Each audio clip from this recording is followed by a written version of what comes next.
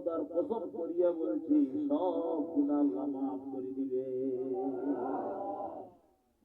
আস্তাগফিরুল্লাহ আল্লাযী লা ইলাহা ইল্লা হুয়াল হাইয়ুল কাইয়্যুম ওয়া আতুবু ইলাইহি। আস্তাগফিরুল্লাহ আল্লাযী লা ইলাহা ইল্লা হুয়াল হাইয়ুল কাইয়্যুম ওয়া আতুবু ইলাইহি। দুটা আমল করলাম। নম্বর 3 দুরূদ শরীফ পড়বেন সাল্লাল্লাহু আলাইহি ওয়াসাল্লাম, সাল্লাল্লাহু আলাইহি ওয়াসাল্লাম, সাল্লাল্লাহু আলাইহি ওয়াসাল্লাম, সাল্লাল্লাহু আলাইহি ওয়াসাল্লাম।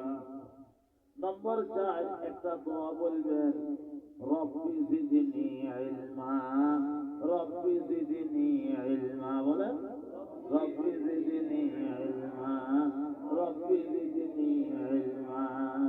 যে কোনো বয়ান শোনার আগে এই 4টা আমল করবেন। এই 4টা আমল করতে 1 মিনিটও লাগে না। দেখবেন বয়ান শুনলে আল্লাহ তাআলা আমল করার তৌফিক দেন। 4টা কাজ কি বলছি? 1 নম্বর বুখারী শরীফের শেষ হাদিসের জিকিরটা করবেন সুবহানাল্লাহি ওয়া বিহামদিহি সুবহানাল্লাহিল আযীম। 2 নম্বর ইস্তিগফার করবেন আস্তাগফিরুল্লাহাল্লাযী লা ইলাহা ইল্লা হুয়াল হাইয়ুল কাইয়্যুম ওয়া আতুবু ইলাইহি।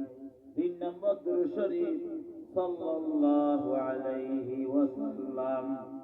4 নম্বরে দোয়া রব্বি জিদনি ইলমা। এই 4টা আমল করিয়া বয়ান শুনবেন, দেখবেন ফায়দা হবে।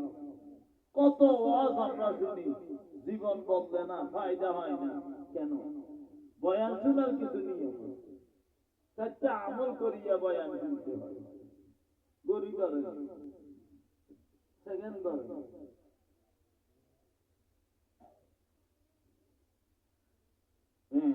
আমরা এই 4টা আমল করি। হ্যাঁ, সুবহানাল্লাহি ওয়া বিহামদিহি সুবহানাল্লাহিল আযীম। আস্তাগফিরুল্লাহাল্লাযী লা ইলাহা ইল্লা হুয়াল হাইয়ুল কাইয়্যুম ওয়া আতুবু ইলাইহি। সাল্লাল্লাহু আলাইহি ওয়াসাল্লাম রব্বি জিদনি ইলমা।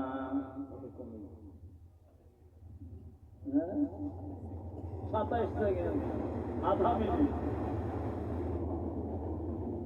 মিনিট লাগে 4টা আমল করতে। তাও তো আমরা আস্তে আস্তে বলছি, আর একটু তাড়াতাড়ি হইলে 10-15 সেকেন্ডে কি হয়ে যায়। ঠিক আছে না? আমি একটা আয়াত করছি, ওই আয়াতের একটু ব্যাখ্যা করি। আল্লাহ তাআলা বলেন وسارعوا إلى مغفرة من ربكم وجنة عرضها السماوات والأرض। আল্লাহ বলে, হে মানব জাতি, তোমরা কোন দিকে দৌড়াইতেছো? 2টা জিনিস পাওয়ার জন্য সবাই দৌড়াও। কয়টা জিনিস? নম্বর 1 ওয়াসারিউ ইলা মাগফিরাতিন, আল্লাহ তাআলার পক্ষ থেকে ক্ষমা নেওয়ার দিকে দৌড়াও। আল্লাহর পক্ষ থেকে ক্ষমা নেওয়ার জন্য কি দৌড়াও। নম্বর 2 ওয়া জান্নাতিন, জান্নাতের দিকে দৌড়াও। কয় জিনিসের দিকে দৌড়াইতে বলছে? মাপ নেওয়ার দিকে দৌড়াও, জান্নাতের দিকে দৌড়াও। তাই না? জান্নাত এটা কত বড় জানেন? এই যে ঘরটা আছে, এই ঘরের লম্বা বেশি নাকি পাশ বেশি? লম্বা কি? পাশ কম হয়, লম্বা কি হয়? জান্নাতের পাশটা কতটুকু, কমটা কতটুকু সেটা শুনে না। আল্লাহ তাআলা বলেন, আচ্ছা প্রথমে বলেন তো এক আসমান কত বড়? এটা কি কেউ বলতে পারবে? একটা আসমান কত বড়? এরকম 7টা আসমান আছে। 7 আসমান কত বড়? একটা জমিন কত বড়? সারা পৃথিবীর জমিন কত বড়? কেউ হিসাব নিকাশ দিতে পারবে? এরকম 7টা জমিন আছে। ওইটা জমিন। 7 আসমান আর 7 জমিনকে একসাথে করলে কত বড় হবে? এই কত বড় হবে? আল্লাহ তাআলা বলেন যে 7 আসমান 7 জমিনকে একসাথে করলে যতটুকু হবে এতটুকু হলো জান্নাতের পাশ। এতটুকু জান্নাতের কি লম্বা কতটুকু এটার বর্ণনা আল্লাহ কোরআন শরীফে দেয়, শুধু পাশের বর্ণনা দিচ্ছে।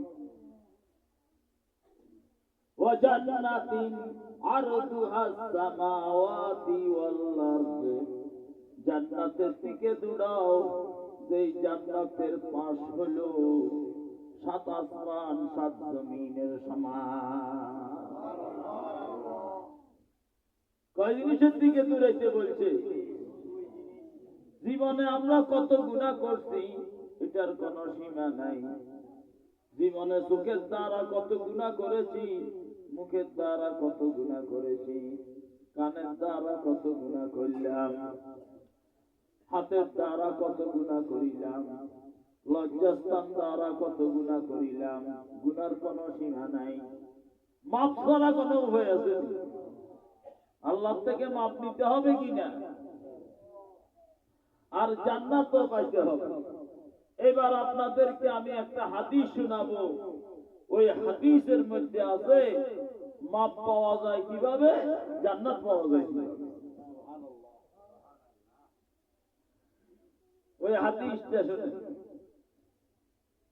হাদিসের মধ্যে আসছে একদিন ফজরের সময় আল্লাহ রাসূল সাল্লাল্লাহু আলাইহি ওয়াসাল্লাম মসজিদে আসতে দেরি করেছেন। দেরি সাহাবায়ে কেরাম নামাজের জন্য বসে রয়েছে, জামাতের জন্য বসে রয়েছে।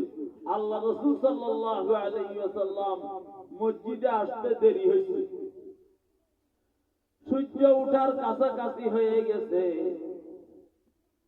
তাড়াতাড়ি আল্লাহ রাসূল আসিয়া ছোট ছোট সূরা দিয়া নামাজ পড়াইলেন। সময় কমে গেছে যে ছোট ছোট সূরা দিয়ে কি করলেন?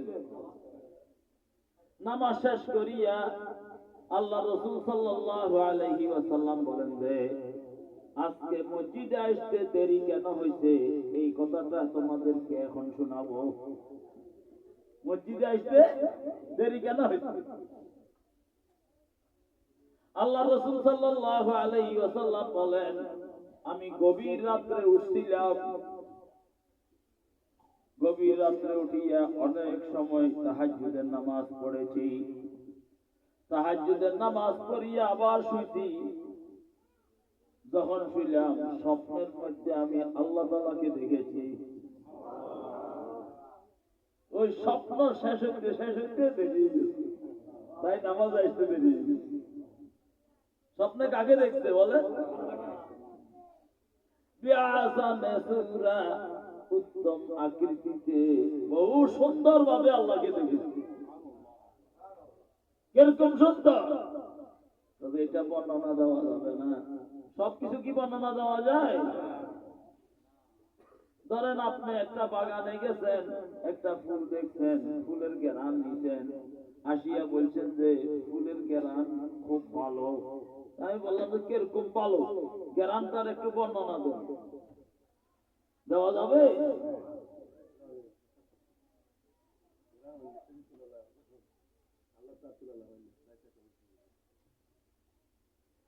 খানা খাইছেন অনেক সুস্বাদু, অনেক মজাদার খানা খাইছেন। কিরকম মজা, মজাটার বর্ণনা দেওয়া যায়? মজার বর্ণনা দেওয়া যায় না। গ্রামটা কিরকম বর্ণনা দেওয়া যায় না। সুন্দরটা কিরকম বর্ণনা দেওয়া যায় না, অনুভব করা যায়। আল্লাহ তাআলাকে দেখেছেন, উত্তম আকৃতিতে দেখেছেন, সুন্দরভাবে দেখেছেন।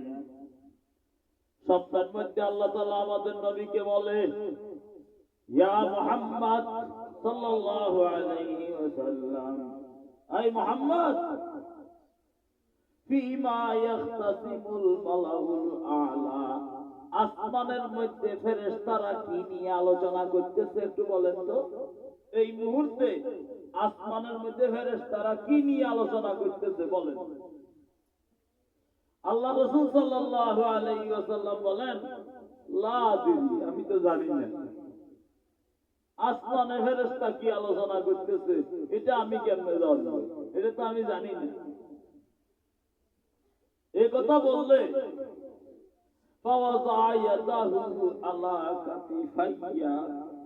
স্বপ্নের মধ্যে দেখলেন আমাদের স্বপ্ন নবী স্বপ্ন ব্যস্ত নবী স্বপ্ন বাস্তব নবী স্বপ্ন কি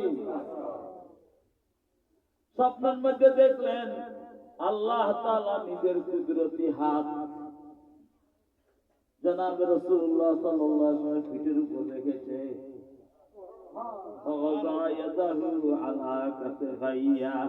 আল্লাহ তাআলা কুদরতি হাত আমার দুই কাঁধের মাঝখানে রেখেছেন